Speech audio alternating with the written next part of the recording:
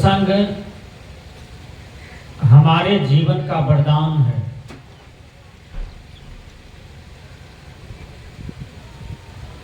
धरती अन्न देता है, सूर्य प्रकाश देता है, हवा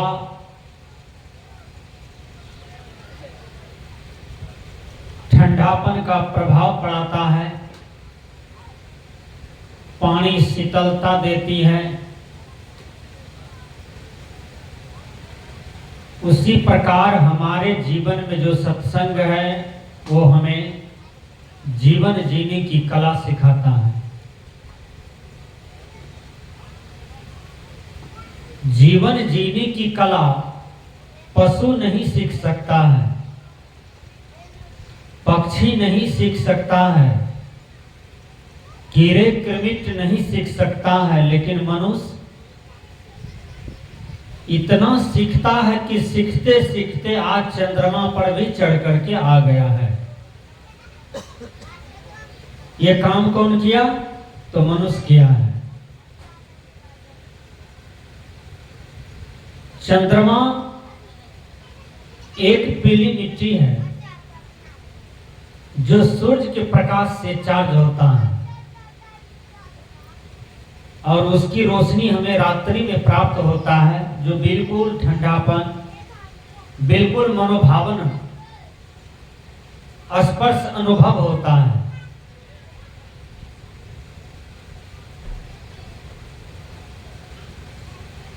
चंद्रमा पर से जब पृथ्वी को देखा गया तो नारंगी के जैसा पृथ्वी गोल है।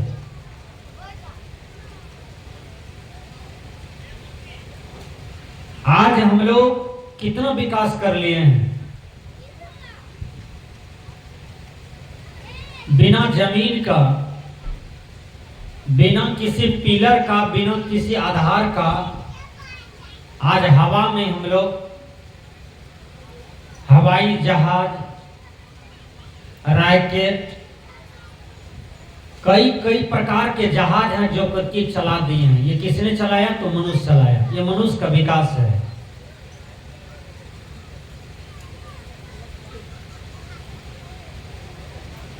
आज हम लोग कोई मेला लगाते हैं, उस मेला में गणेश भगवान की मूर्ति बन जाए, उसमें राम भगवान की मूर्ति बन जाए, कृष्ण भगवान की मूर्ति बन जाए, तो बनाने वाले कौन है? बनाने वाले मनुष्य हैं। खड़ का बनता है, फट्टी का बनता है, मट्टी का बनता है, ये मूर्ति बन जाता है। और मूर्ति बना करके हम लोग मंदिर में स्थापित कर देते हैं या किसी जगह स्थापित करके उसकी पूजा भी करते हैं। पूजा करने वाले कौन है? तो मनुष्य है। मनुष्य ही पूजा करता है, मनुष्य ही उसको बनाया भी है। और जब भसौन का दिन आता है तो उस मूर्ति को तालाब में जाकर के मनुष्य ही फेंक देता है। शक्ति जड़ में नहीं है, शक्ति आत्मा में होता है। हमारे नरेश बाबू की माँ जो चली गई, क्या शरीर लेकर के भी चला गया था? नहीं। आपके बाप दादे जो यहां से चले गए तो शरीर लेकर के गया? नहीं, शरीर तो यही था। वह शरीर से क्या निकला? शरीर से केवल आत्मा चला जाता है। आत्मा कहां जाता है? इसी को अनुभव करने की जरूरत है, इसी को समझने की जरूरत है। जिस दिन आप समझ जाइएगा इस गुण राज को, उस दिन आपका सत्संग सफल हो जाएगा।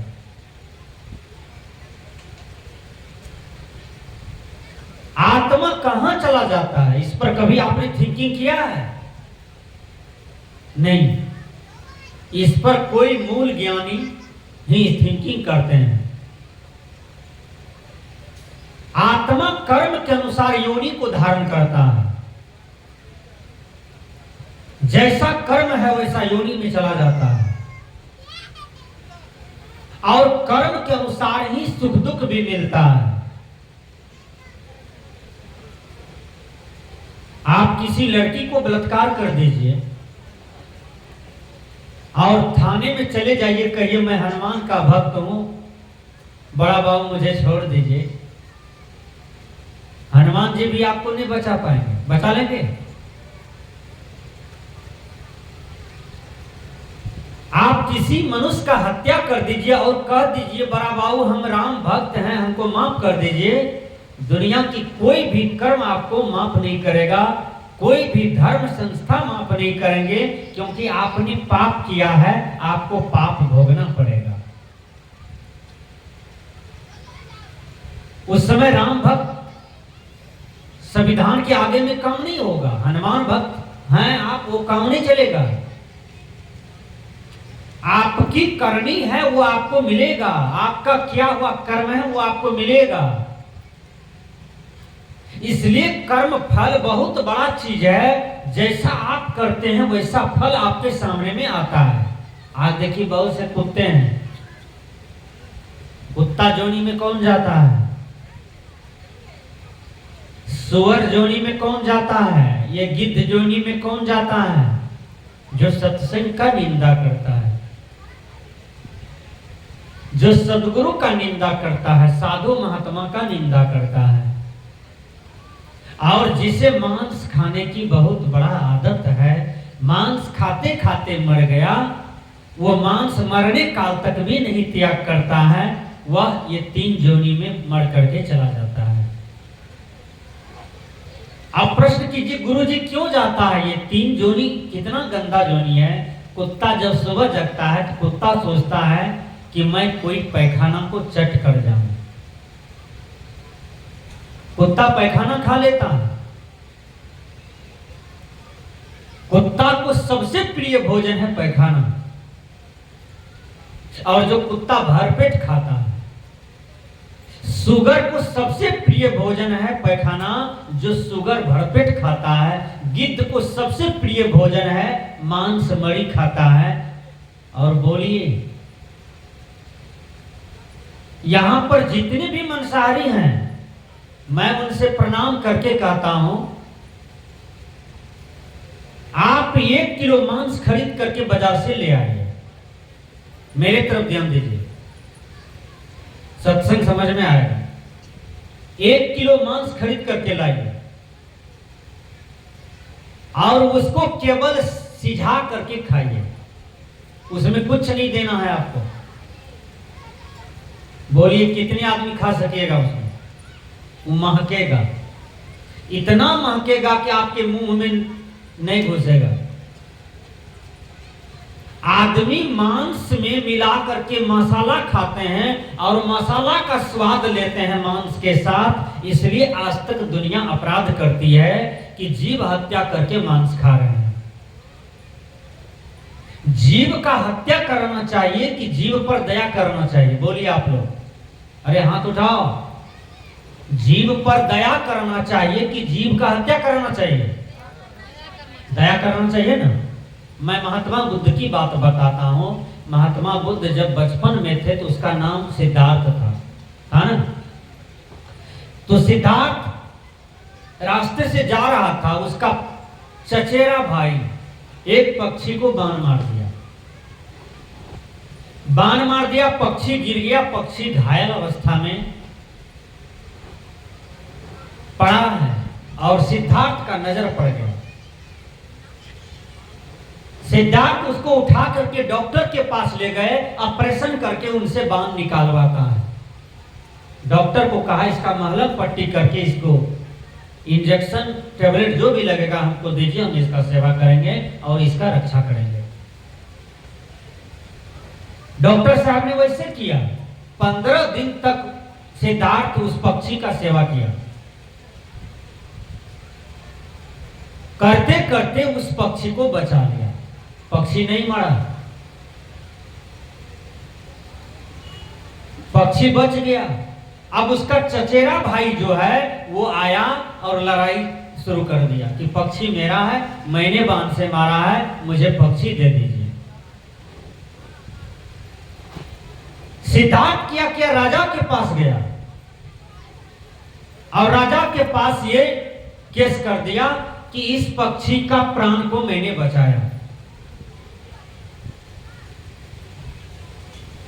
और उसने कहा मैंने इसे बाण से मारा।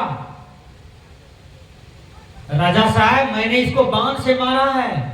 सिद्धार्थ ने कहा मैंने इसको महलम पट्टी करके इसके जीव का रक्षा किया है, मैंने इसको बचाया है।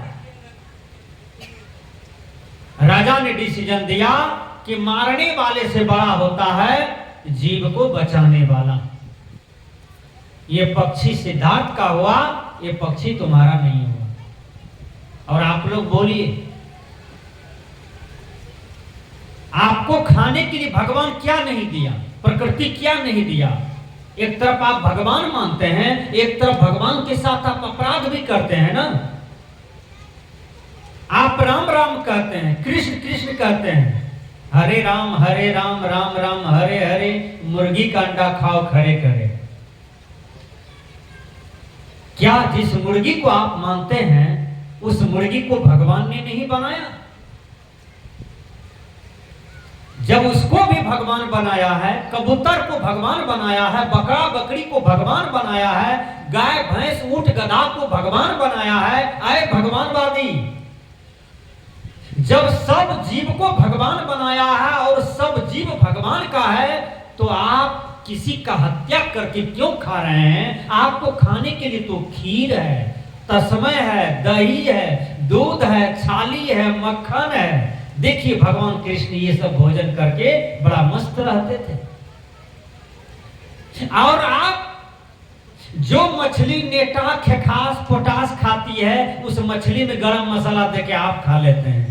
शर्म भी तो आना चाहिए कि इतना बढ़िया मानव जीवन हमारा है और हम इतने सुंदर भोजन को त्याग करके, और मैं कौन सा भोजन करता हूं? हर आदमी को पहले आहार शुद्ध करना चाहिए। ध्यान दीजिए, क्या करना चाहिए? आहार शुद्ध करना चाहिए। जब आपका आहार शुद्ध होगा तब आपका व्यवहार शुद्ध होगा। जब आपका अन्न शुद्ध होगा तब आपका मन शुद्ध होगा। जब मन शुद्ध होगा तब आपका कर्म शुद्ध होगा। एक बात याद कीजिए, मैं बता देता हूं। आहार जो आदमी शुद्ध करना चाहते हैं, एकाएक आप मांस खा रहे हैं, मछली खा रहे हैं, खूब खा रहे हैं, 2 दिन पर खा रहे हैं। एक आदमी कहा बाबा मैं तो 7 दिन में एक ही दिन छोड़ता हूं, बाकी 6 दिन खूब खाता हूं। अब विचार कीजिएगा, 6 दिन तक वो मांस मछली खाता है। निवेदन करता हूं आप लोगों से कि प्रकृति ने मानव जीवन दिया, लेकिन प्रकृति ने यह नहीं दिया कि मनुष्य मांस खाए। ये नहीं कहा मनुष्य जिभ्या स्वार्थ बस मांस खा रहा है। आहार शुद्धो सत्य शुद्धि, सत्य शुद्धि द्रवा स्मृति, स्मृति लंबे सर्वग्रंथे नाम विप्रमोक्षा। यदि आप गंदे अन्न खाएंगे तो आपका मन गंदा रहेगा। क्या रहेगा? मन गंदा रहेगा। बता देता हूं, भीष्म पितामह को बाण लग गया महाभारत में। आप देखिएगा महाभारत में भीष्म पितामह तीर पर सोए हुए हैं। आप कहां पर सोते हैं? पलंग पर। आजकल एक पलंग का दाम 3 लाख टका पड़ता है, 4 लाख 5 लाख। जो जैसा आदमी होता है वो वैसा अपना अपना बेटी को देके भेजता है। भीष्म पितामह बाण पर सोए हुए हैं, बाण पर। पूरा शरीर में घाव हो गया, पिल्लू हो गया, पीव हो गया। पितामह चिल्ला रहे हैं। एक दिन पितामह प्रवचन कर रहे थे, सुंदर सुंदर बातें कर रहे थे और 5 भाई सुन रहे थे। कौन? युधिष्ठिर, भीम, अर्जुन, नकुल, सहदेव। द्रौपदी आई और कहती है कि पितामह ये प्रवचन बंद कीजिए। कहा क्यों? कहा आप किस दशा में हैं अभी? आप कष्ट में हैं, पीड़ा में हैं, दुख में हैं। कौन सा पाप किए हैं जो आप ऐसा दंड भोग रहे हैं? कहा बेटी तुमको प्रतिशोध का बदला लेना है तो तुम हमसे डायरेक्ट बात करो कि पितामह कि आप अपना सत्संग बंद कर दीजिए। ये बात बोलो ना। का आप अपना सत्संग इसलिए बंद कर दीजिए, जिस समय द्रौपदी के देह पर से साड़ी खींचा जा रहा था उस सभा में आप भी बैठे हुए थे। बोलिए पितामह, उस दिन आपका प्रवचन कहां चला गया? आप एक रति भी दुर्योधन को समझा देते, दुशासन को समझा देते, बीच सभा में इस नारी को बेइज्जती किया गया, इस नारी को अर्धनग्न किया गया, इस नारी के साथ अपमान हुआ, उस समय आपका प्रवचन कहां चला गया? भीष्म पितामह द्रौपदी के चरण में कल जोड़ते हैं और कहते हैं, बेटी उस दिन हमारे दिमाग गंदा था, हमारा बुद्धि गंदा था। कहा क्यों? कहा कि मैंने दुर्योधन का नमक खाया था, मैंने दुर्योधन का अन्न खाया था। सजना, इसलिए गलत आहार करने से गलत व्यवहार हो जाता है, गलत अन्न खाने से गलत मन बन जाता है। एक महात्मा जी चले गए खगड़िया। खगड़िया में एक आदमी की यहां रात में ठहर गया, वो एक नंबर का चोरवा था। अब रात में रोटी सब्जी भरपेट खाया चोरवा का। अब महात्मा जी का भी मन हो गया हम भी चोरी करें, चोरवा का अन्न खाया था, अब मन हो गया चोरी करें। तो वो क्या किया, घरवैया का घर में बर्तन था कुछ, वो बर्तन को क्या करे, भंडार रूम में ले जा करके रख दे, फिर वो रूम में ले जाकर रख दे, दरवाजा पे ले जाकर रख दे, नाद में रख दे, चौकी के तर में रख दे। भर रात यही काम किया, वो गलत अन्न खाया, गलत मन बन गया। ये कटोरी को उठा करके किया बाबा महाराज अपना झोला में रख लिया। घर वाले चेक करने लगे कि इतना बढ़िया कटोरा था चांदी का, वो क्या हुआ? चेक करते करते वो चला गया बाबा महाराज के झोली में, पकड़ा गया। बाबा महाराज से कहा कि ये महात्मा जी, आप बाबा हैं, महाराज हैं, और आप मेरा चांदी का कटोरा क्यों ले लिए? कहा देखो जी, तुम्हारा अन्न में गड़बड़ी है, जरूर तुम गड़बड़ काम करता है। तो वो कहता है बाबा महाराज, हम एक नंबर चोर हैं, हमारा पेशा है चोरी करना। बेगूसराय स्टेशन पर लोगों का मोबाइल छीनना, लोगों का जेब काटना, ये सब कर्म हम करते हैं। कहा ओ, तब न तुम्हारा रोटी दाल सब्जी में चोरी वाला पावर है, वो अन्न खाए हैं, इसलिए मेरा भी रात भर मन गड़बड़ा गया है, हैं? तो सजनों, गलत अन्न खाने से गलत मन बनता, इसलिए रीतिकार पहले ही कह दिया कि जैसा अन्न खाओगे वैसा मन बनता। अब गलत मन को जीतने के लिए एक कला चाहिए, एक युक्ति चाहिए। अच्छा, जो गैबार गाय चराते हैं, कई गायें चरती है फील्ड में, कई गायें चरती है खेत में, और गैबार उसके पीछे लगे रहते हैं। गैबार उसी गांव में एक गाय हरही हो जाती है। हरही गाय का मतलब फसल की तरफ भागना। वो झुंड में नहीं चढ़ेगी, वो फसल की तरफ दौड़ेगी, भागेगी, गैबार पीछे पीछे उसके पीछे दौड़ेंगे और उसको घुमा करके लाते हैं। फिर गाय रहती है, फिर वो भाग जाती है। कहां पर? फसल में। गैबार परेशान हो जाते हैं। गैबार किया उस हरी गाय के गला में ढेंग बांध दिया, लकड़ी का ढेंग। अब गाय को खोल दिया, गाय झुंड में निकलती है, तो गाय जब स्किट करती है अपना पैर को फसल की तरफ, तो गाय के पैर में खटाखट खटाखट खटाखट चोट लगती है। गाय सोचती है मेरे गला में मैथ बांध दिया है कि फिजिक्स बना है कि केमिस्ट्री बना है कि बायोलॉजी। गाय सोचती है ये क्या है, पैर में खटाखट खटाखट चोट लगती है। गाय फसल की तरफ नहीं भागती है, वह गाय कहां आ जाती है, तो गाय धीरे धीरे अपना चाल को सुधार कर देती है। लेकिन गैबार उस हरी गाय को सुधारने के लिए ढेंग बांध दिया। कबीर साहब ने आपके गला में ढेंग बांधा है, इसका लाक्षणिक अर्थ है कि गला में आपका माला दे दिया, कंठी दे दिया। विचार कीजिएगा, कंठी में बहुत पावर होता है। कबीर साहब ने कहा हर आदमी को कंठी पहनना चाहिए, लेकिन वो आदमी वैष्णव हो। वैष्णव का मतलब ये नहीं होता है केवल मांस मछली का त्याग। वैष्णव का मतलब है चोरी नहीं करना चाहिए, झूठ नहीं बोलना चाहिए, नशा नहीं खाना चाहिए, व्यभिचार नहीं करना चाहिए और हिंसा नहीं करनी चाहिए। इसी को वैष्णव कहते हैं। उसको क्या कहते हैं? वैष्णव। और किसी भी मनुष्य को ये 5 पाप कभी भी नहीं करना चाहिए। ये 5 पाप बहुत खतरनाक होता है। बाबा मिही का वाक्य है, सत्संग नित्य और ध्यान नित्य रहिए, कृत संलग्न हो। चोरी, हिंसा, नशा, झूठ, व्यभिचार त्यागना चाहिए। इन 5 पाप को त्याग करना चाहिए यदि आपके जीवन में है तब। चोरी प्रथम में लिया। चोरी कितने प्रकार के होते हैं?